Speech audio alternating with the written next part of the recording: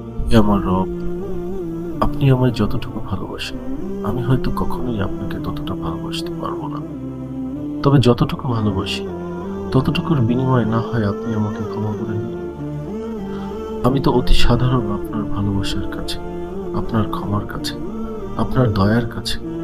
আমাকে একটু দয়া করুন। আমি জান্নাত চাই না, আমি আপনার নৈকট্য চাই।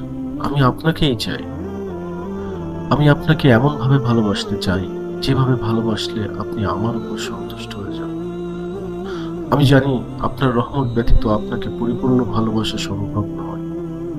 তাই আপনি আমার উপর রহমত বর্ষণ করুন। আপনি আমাকে আপনার ভালোবাসার চাদরে জড়িয়ে নিন। আপনিই তো জানেন আমার সবকিছু, আমার সকল গোপন পাপ।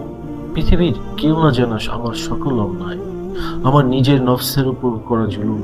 এই সবকিছুই তো আপনার জন্য।